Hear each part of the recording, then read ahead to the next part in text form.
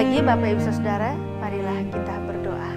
Tuhan, kami berterima kasih untuk kesempatan baik bagi kami, di mana kami dapat mengambil waktu sejenak dari kesibukan kami untuk membaca dan merenungkan firman-Mu. Kiranya dari firman Tuhan kami memperoleh kekuatan, kami memperoleh hikmat yang menjadi bekal bagi kami untuk menjalani hidup kami. Terima kasih, dalam nama Tuhan Yesus kami berdoa. Amin. Bapak Ibu, saya mengajak kita untuk membaca dari 1 Petrus pasal 2 ayat 9. Tetapi kamulah bangsa yang terpilih, imamat yang rajani, bangsa yang kudus, umat kepunyaan Allah sendiri, supaya kamu memberitakan perbuatan-perbuatan yang besar dari Dia, yang telah memanggil kamu keluar dari kegelapan kepada terangnya yang ajaib. Demikian jauh pembacaan firman Tuhan. Yang berbahagia adalah setiap kita yang mendengarkan firman Tuhan, memelihara serta melakukannya dalam kehidupan kita setiap hari. Nah Bapak Ibu, ada yang disebut dengan imam, ada yang disebut dengan imamat. Nah, imam ini adalah orang yang diberikan tugas atau wewenang untuk menyelenggarakan upacara keagamaan. Nah, kalau dalam zaman Perjanjian Lama, Harun dan orang Lewi serta keturunannya itu ditunjuk, dipilih Allah untuk menjadi imam, ya.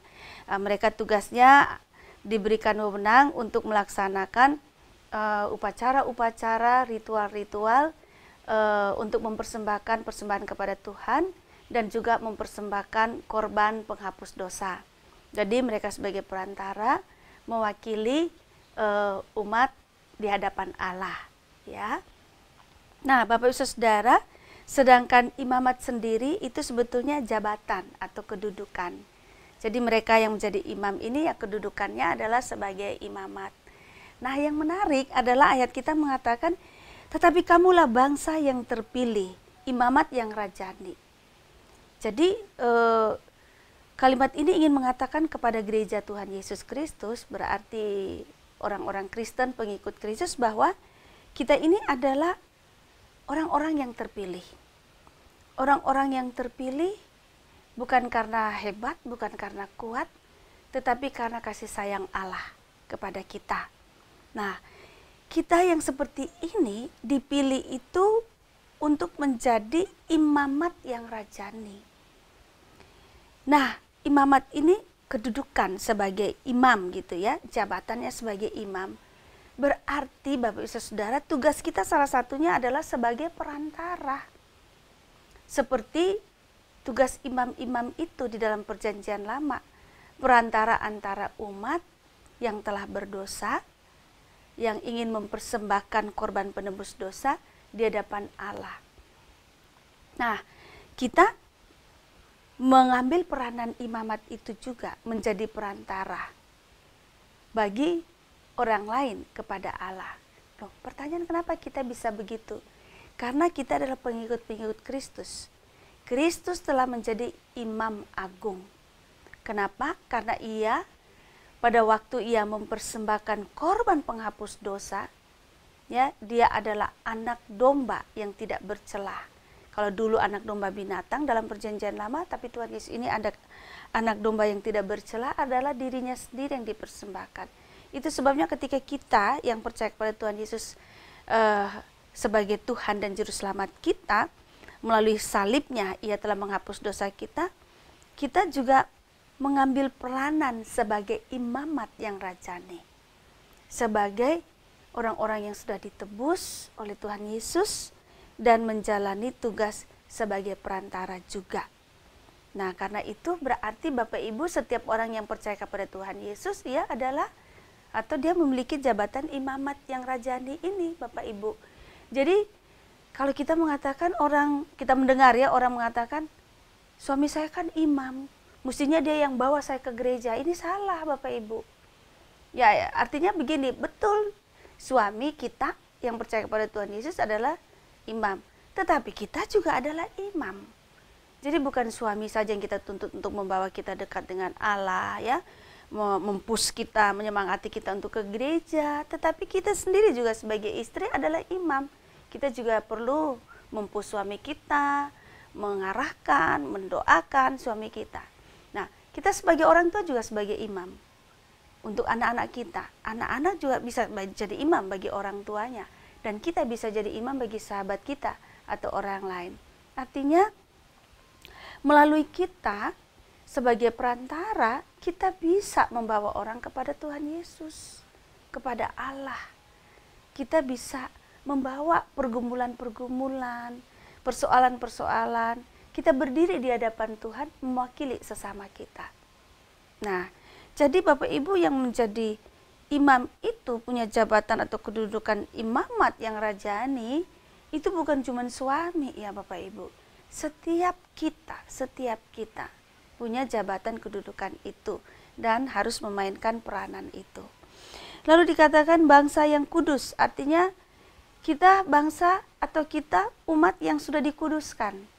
Maka kita perlu mempraktekkan, mempresentasikan kehidupan yang kudus itu, artinya yang sudah dikhususkan oleh Allah.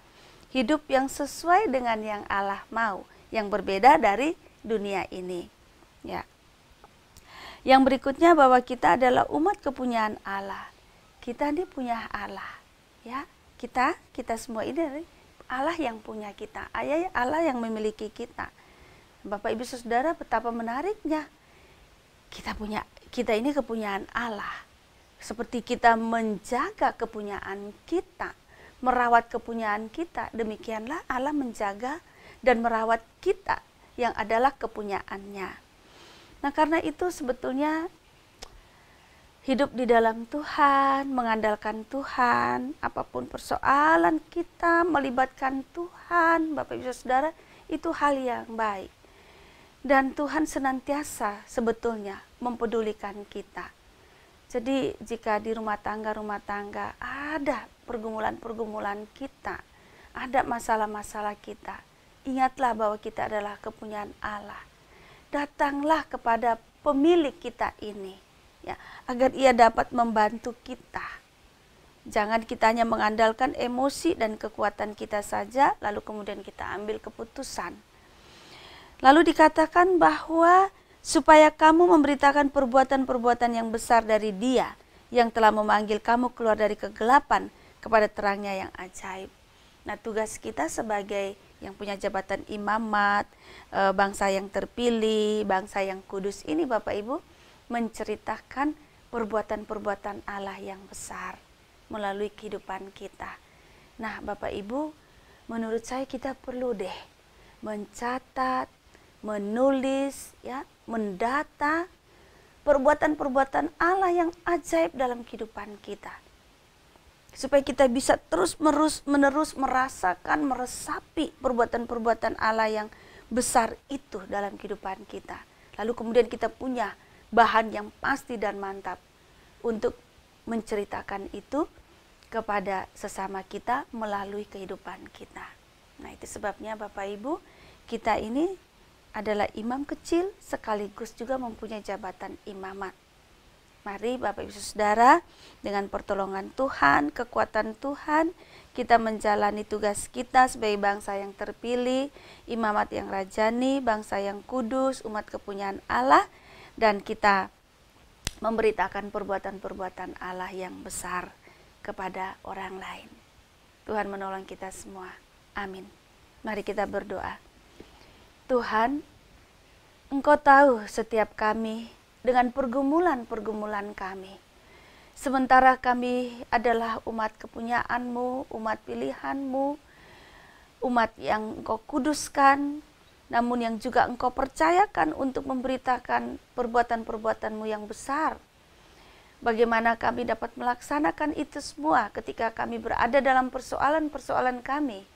Karena itu sungguh Tuhan, kami mohon Engkau hadir dalam kehidupan kami, dan biarlah kami terus-menerus diingatkan.